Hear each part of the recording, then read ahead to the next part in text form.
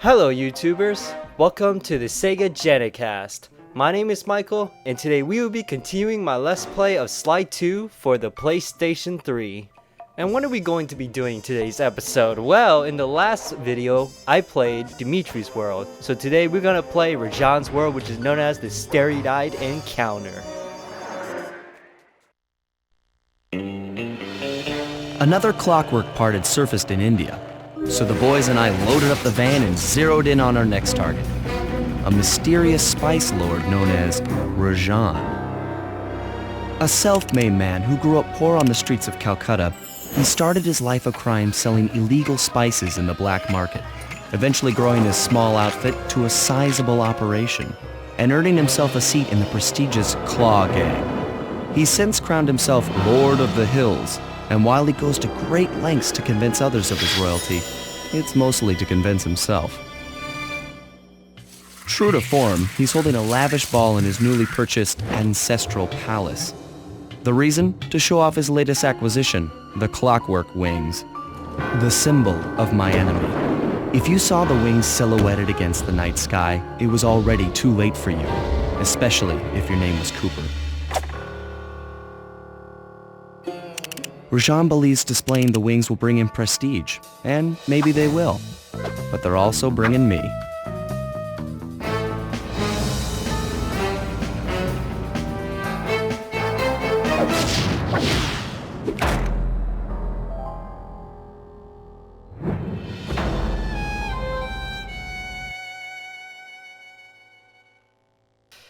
Okay, pretty cool cutscene for, unfortunately, in my opinion, what is the most boring level in the Sly 2? And I will fully elaborate on that later on. But for now, let's head right over to the ThiefNet and see if I can get anything for Sly. Nah, I can't afford a combat dodge, but that's okay. Because we're gonna head into Rajan's world, and we're gonna get me some dinero. And, well, I do like the aspect that this takes place in India. With the drawbridge up, the only way across that river is on those conical rocks. Do you remember how to spire jump? What? You think I forget one of the Cooper family's greatest thief moves? Whenever I'm near pointed objects, I just need to jump and hit the circle button to perform a ninja spire landing. That's correct. Now let's see it in action. Alright, let's take care of this snake right here. And the reason why I don't like this level is because I find the color scheme to be very boring to look at. I mean, it consists of a dark purple and blue, which really makes me want to go to sleep every time I look at this level. And to add to that, the music. Now, don't get me wrong, I don't hate Indian music or anything like that. In fact, I kind of like it. But this is the type of Indian music that you would sing like a lullaby to a baby or something like that. It really adds more to making this place more like a yawn fest more than anything, which kind of sucks. But then again, every game has its bad levels.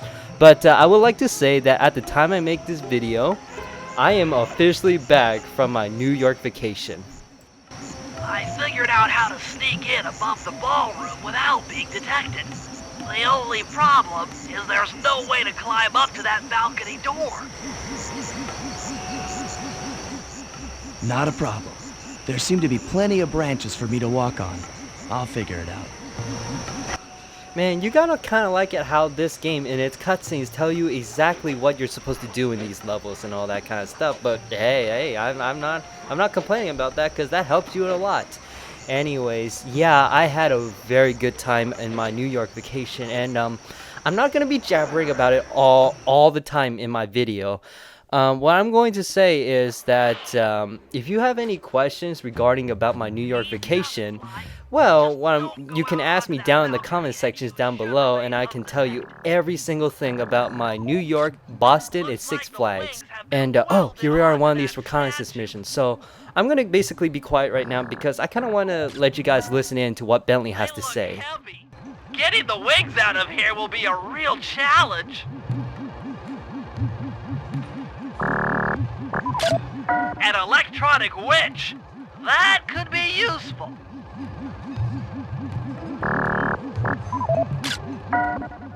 That's him. Rajan's really pulled out all the stops to impress people with this party. Maybe you should get some shots of the guests.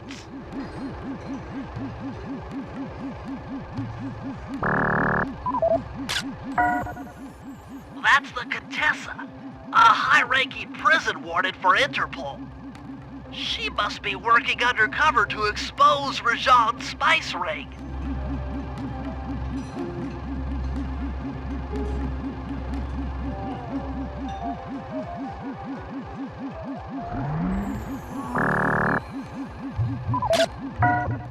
Another Claw Gang member. Arpeggio specializes in exotic technology.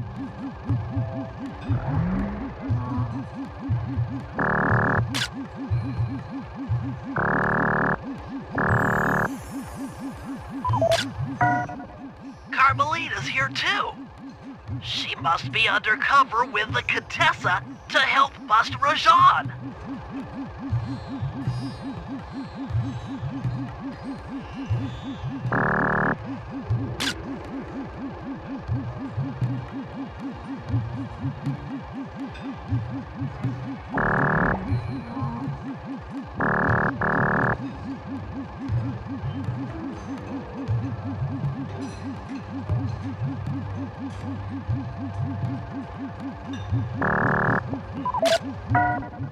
Jean Bisson, a member of the Claw Gang and Canadian shipping baron.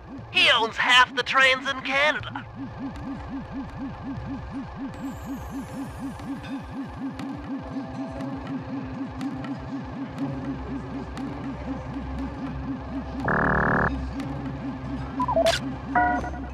Neela, another officer undercover. Watch yourself, Sly. This party is crawling with cops. That's all the photos I need. Bring them back to the safe house and we'll start building a game plan.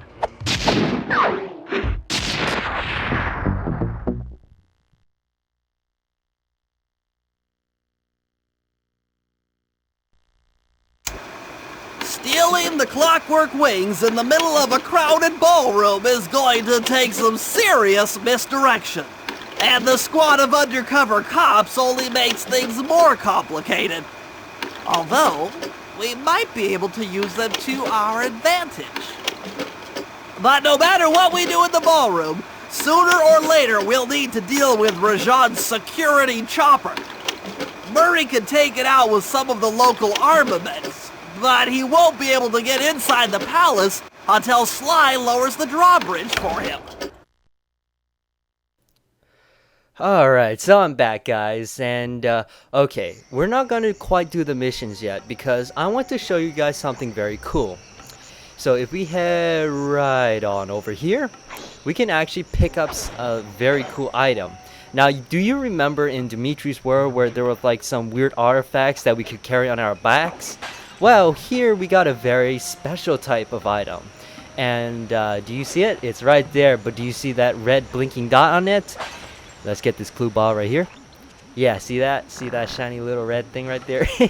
Well, what that basically means is that this thing is timed, as we can be indicated in the top right corner. So that means that if we don't get it back to the safe house in time, it's gonna blow up and you're gonna have to start. If you want to get that artifact into the safe house, you're gonna have to run all the way back to that pedestal it was on and get it again for a second try. But thank goodness it did not burn up and we got that burial urn, and now we're gonna buy ourselves the combat dodge, which is a pretty useful ability, but it only works whenever you alerted the presence of an enemy. And that's funny, that that trophy right there, Artful Dodger. That's pretty cool. But yeah, the ability is pretty darn useful, but it only works when you have alerted the guards, which kind of sucks because most of the time you don't want to alert the guards because every single guard and their moms comes after you, which can get pretty annoying. Oh, and this is also what I want to talk about. I almost forgot to talk about this altogether. There are essentially 3 types of guards in this whole entire Slide 2 thing. Or actually, I think in Slide 3 and Slide 4 as well. There are 2 types. This one's one of them, where like if you attack him, if you like whack him and watch this, send him flying, you do not want to come up close to him because he's gonna do this wacky like attack where he will knock you backwards, and it's pretty darn annoying. So usually when you whack those type of guards, stay away from them. The second type of guard is those flashlight guards, which are pretty annoying.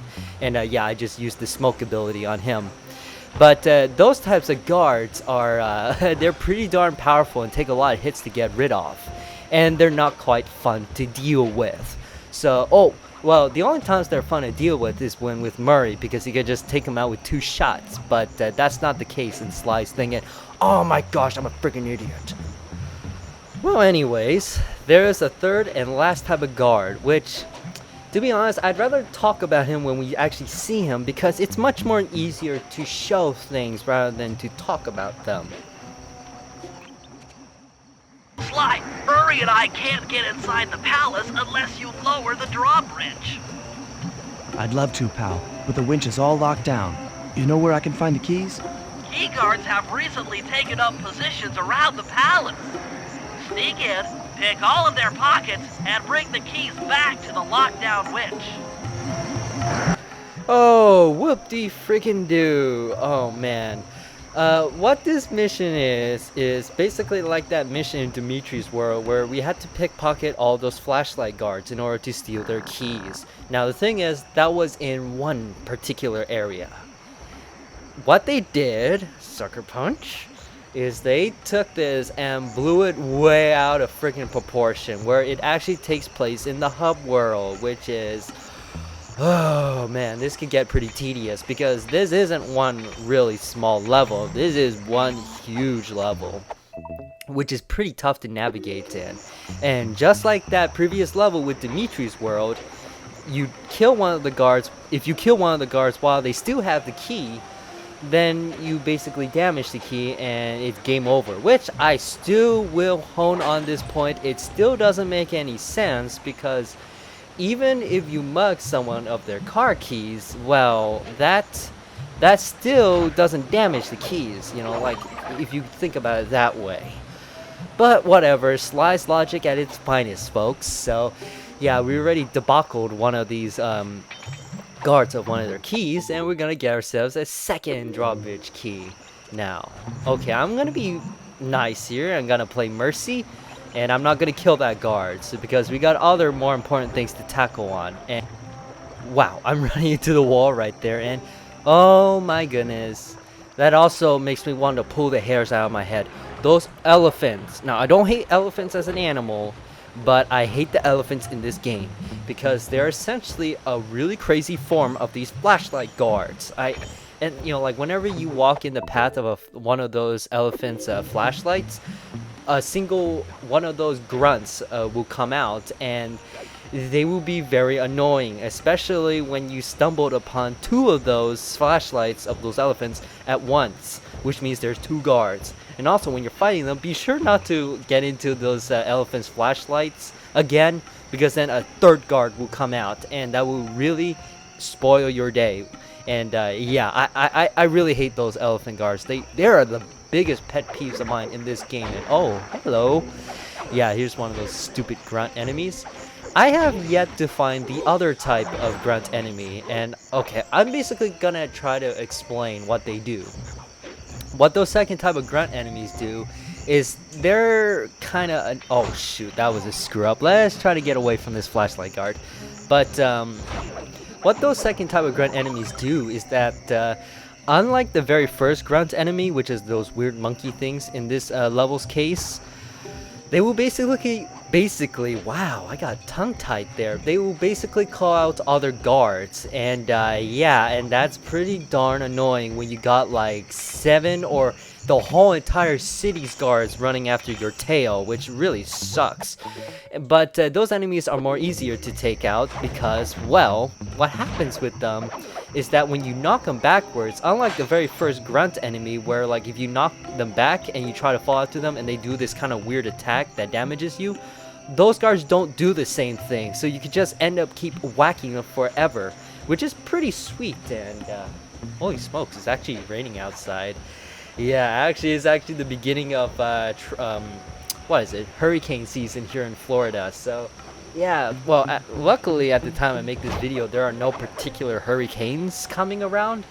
But yeah, I pray to God that none of those friggin' hurricanes show up, because they could be pretty darn annoying. Oh, here's the second type of grunt guard I was talking about. And yeah, and well, here he is, all in behold of his awesome goatee glory. Okay, I was struggling to come up words there. You gotta give me credit.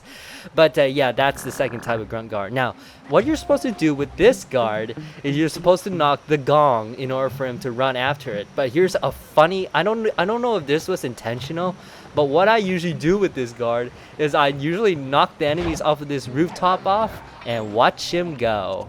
See, he's gotta basically try to run all the way down to this building. And it is hilarious because I don't know. I mean, like, he's not even gonna run up to the building because the flashlight guards aren't capable of jumping in this game. He's just gonna simply run down to that street down below and just look at nothing.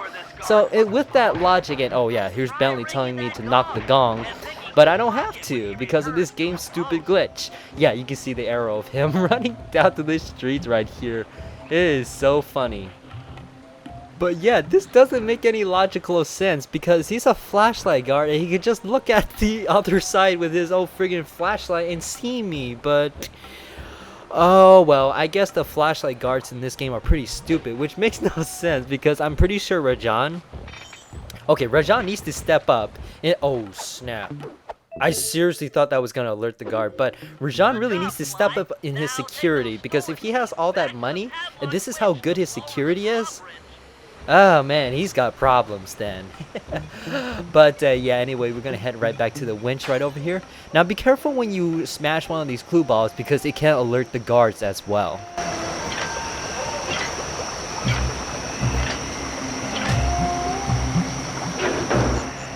Thanks, Sly. Now Murray and I can access the palace grounds.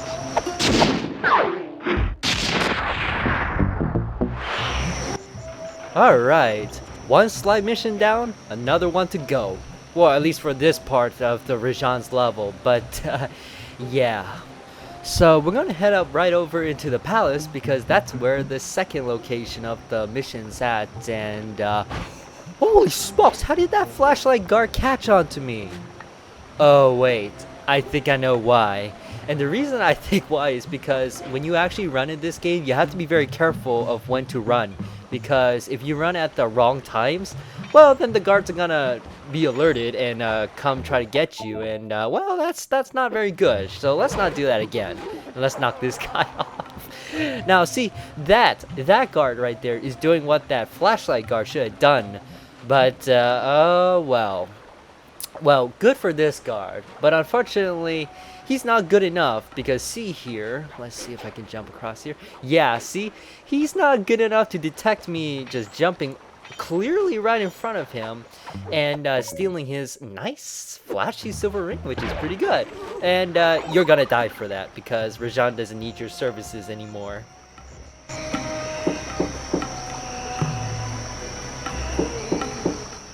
Hello, I'm here for the dance. Huh? Sorry, sir, but we have a dress code. You got a tuxedo? No. Sorry, pal. No tux, no entry.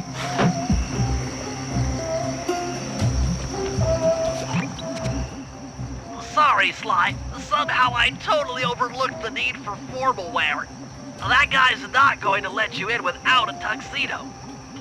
Don't beat yourself up, Bentley. At a party this ritzy, there has to be a spare penguin suit around here somewhere. Try the guest house.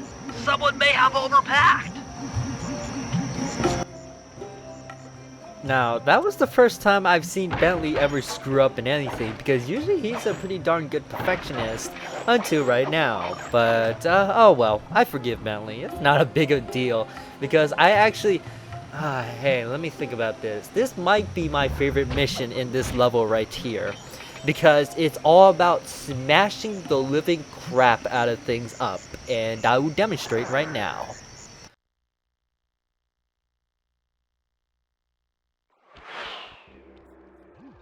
Okay, Bentley.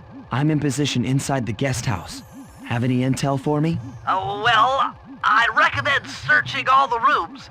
It's statistically probable that each should hold at least one portion of a tuxedo.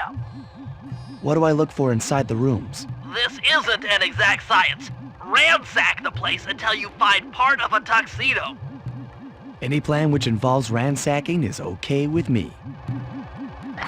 Alright, let's tear this freaking place apart.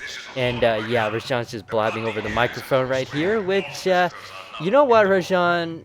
This is not your commentary, so I suggest you get your own YouTube channel and you start commentating on there, because this is mine. See, this is my job. Okay, I'm done making fun of Rajan here, but oh yeah, this level is pretty fun, but the big drawback to this whole entire level is that the security here is absolutely insane. I mean, there are a lot of guards here to take out. It's mind-boggling about how many guards are located in this section right here. But other than that, once you've basically taken out all the guards, well, this level definitely gets a lot better, because I used to, when I was younger, along with that that flashlight guard level in Dimitri's world, where you had to pickpocket from the guards, this level right here is one of my favorite levels to also smash things up and get money from. And it's pretty useful because you can get a lot of gadgets by getting all that money, of course. So let's see, yep. And yeah, by smashing up all these things, hopefully I will get enough money in order to buy all these cool gadgets for Murray and Bentley. And we just got our first article of clothing from here, and it's pretty cool. Now, I'm not gonna really, there's a lot of things to break in this friggin' place. So what I'm going to do is, I'm actually going to not smash up everything, and I'm going to try to smash up where I guess is the location of that particular article of clothing. And now I'm not particularly, yeah, see, dang, these guards can be pretty annoying, especially when there's like 5 of them, or no, sorry, bad math here, 4 of them ganging up on you like that. And well, oh, let's get this health pack right here, because I'm about to die, and certainly dying is not a good, that's not an option in my commentary. But now I'm pretty darn sure that these pieces of clothing are usually, I don't know if they're randomized, but are they randomized? I'm never sure, because nobody really says anything about that. But I played this level many times when I was younger, and I do have the feeling it is not randomized. It's usually in the same location. Yeah, let's wait for this flashlight guard to pass by, and oh sweet, he's got something in his pockets. Now, I don't know if I actually ever said this in my previous videos, but usually whenever the guards' pockets are glowing gold like that, usually that means they have something in their pockets, that is the perfect guard to pickpocket and to use this move on as well. But yeah, let's get past all that stuff and head into this room. Now, these rooms basically for the most part look the same.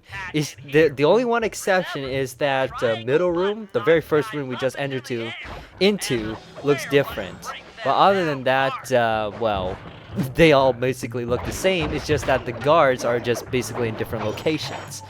So yeah, let's see. Where is the location of this? I'm gonna try to be kind of, yes, got it on my first try. Yeah, I think I still got the touch of wherever these things are actually located at. So I'm pretty happy about that. I hope I get it right for the next. I think it's 2 more rooms around here. Now let's run down this hallway. Now there are alternative ways of getting around in this hallway.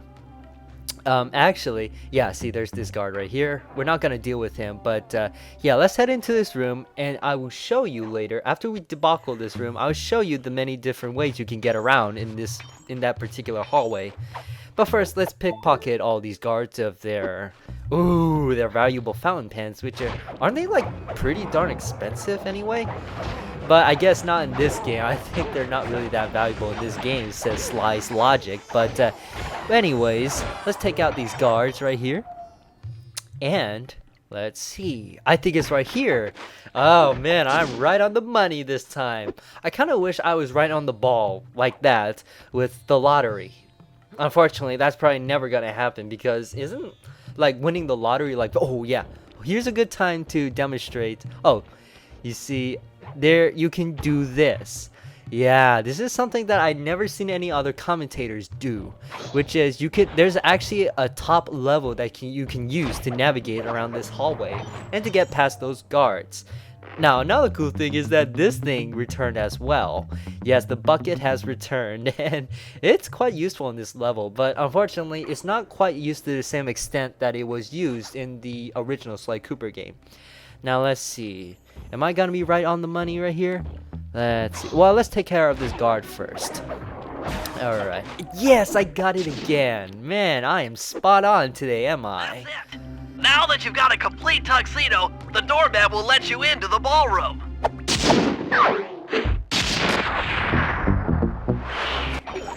Alright, nice. So we get to complete this mission, and now we are left to smash up all these friggin' things right here.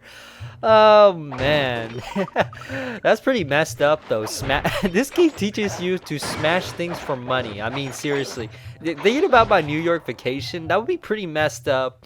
You know, like if this was applied to real life, this would be so messed up that if I just walked back into my New York hotel and found out that every one of my single belongings have been smashed, I'd be pretty upset. But I don't know, this game's logic can be quite funny at times. But obviously, do not try this at home, kids, alright? But yeah, we're gonna head right back over here into the real world. And, well, we're gonna have a special, very special type of mini game that's gonna play in the second part of this level. So let's try to jump our way past this guard right here. And, yeah, so, okay, let's just knock this guy right here. Yeah, I'm just trying to get past all this guard, and oh, I love doing that. That's the funny thing. You can knock the guards off of these rooftops, and I always like the friggin' Looney Tunes animation that they make whenever they fall off the building. I don't know. I guess I'm sadistic in my own little way, but I find it quite funny. So let's rob this guy of his friggin' bronze medal, and let's take him out, shall we? And yeah, so let's get on with the second half of this level. You got your tuxedo now, sir? Of course I do. I'm here to dance. Then come on in.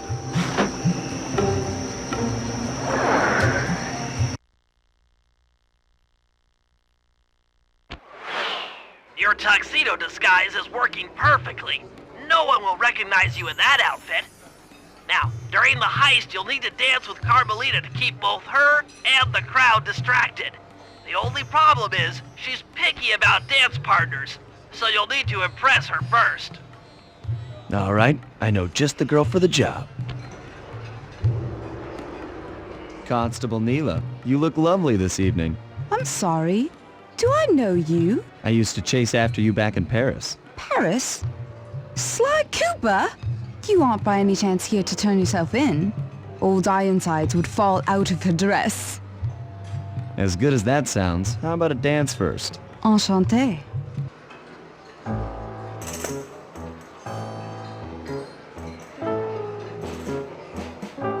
Try to memorize the steps. Now your turn. Alright, so what we got here is basically an over-glorified form of a QTE, but it's used to make, you know, like your characters dance, which is pretty cool.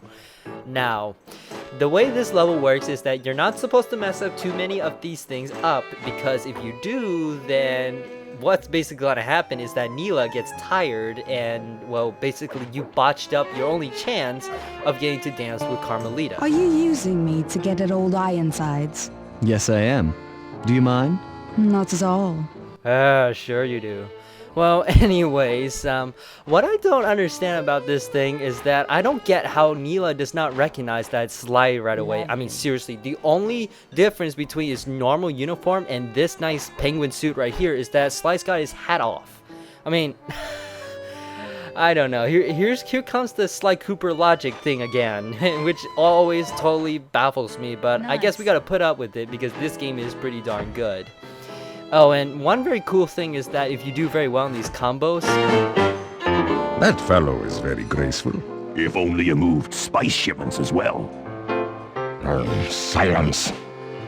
Now that cutscene's very cool because it gave us a little bit of interaction with members of the Claw gang. Right there was Rajan, the main boss of this level, and Jean Baisan, which is a really cool guy that we will get to later in this Let's Play. Yes. But yeah, before I got interrupted by that cutscene, if you do really nice on these combos, usually the character like Mila or later Carmelita will actually usually say like things like nice or like all that cool stuff.